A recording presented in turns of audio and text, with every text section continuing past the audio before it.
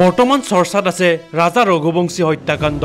এই নৃশংস কাণ্ডৰ তদন্ত চলি থকাৰ সময়তে সামাজিক মাধ্যমত পোহৰলৈ আহিছে আন এটা ভিডিঅ'। এই ভিডিঅ'টোত দেখিবলৈ পোৱা গৈছে সোনমে আগে আগে গৈ আছে আৰু ৰাজা সোনমৰ পাছে পাছে গৈ আছে। এতিয়া পোহৰলৈ আহিছে এই হত্যাকাণ্ডৰ অভিযুক্তৰ ভিডিঅ'।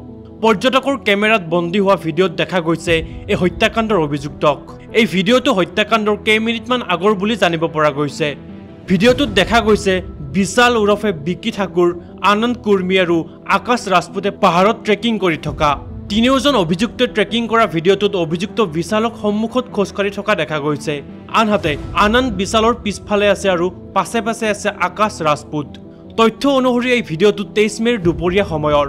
এই ভিডিঅ'টোৰ দ্বাৰা বুজিব পৰা যায় যে সোনমে কোৱাৰ দৰে অভিযুক্তই তেওঁলোকৰ পাছে পাছে ট্ৰেকিং কৰি আছিল। অভিযোগ অনুসৰি বিশালে প্ৰথমে ৰাজাক আক্ৰমণ কৰিছিল আৰু সেই সময়ত ওচৰত থিয় দি আছিল সোনম ৰঘুবংশী। পোহৰলৈ অহা তথ্য অনুসৰি ৰাজাক দাৰে আক্ৰমণ কৰি হত্যা কৰিছিল তিনি অভিযুক্তই আৰু হত্যা কৰি ৰাজাৰ মৃতদেহটো দ খাৱৈত পেলাই দিয়া হৈছিল। হত্যাকাণ্ডত ব্যৱহৃত দাখন অভিযুক্তই 19 মেত গুৱাহাটীৰ পৰা ক্ৰয় কৰিছিল বুলি জানিব পৰা গৈছে। তাৰ পাছতে তেওঁলোক শ্বিলঙলৈ গৈছিল আৰু পৰিকল্পনা অনুসৰি ৰাজাক হত্যা কৰা হৈছিল। বৰ্তমানেও তদন্ত চলি আছে এই ভয়ংকৰ হত্যাকাণ্ডৰ ওপৰত।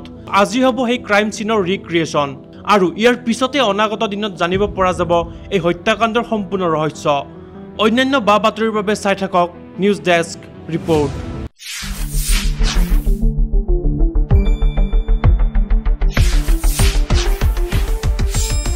শুদ্ধ আৰু বিস্তৃত বাতৰিৰ বাবে চাই থাকক নিউজ ডেস্ক ৰিপৰ্ট।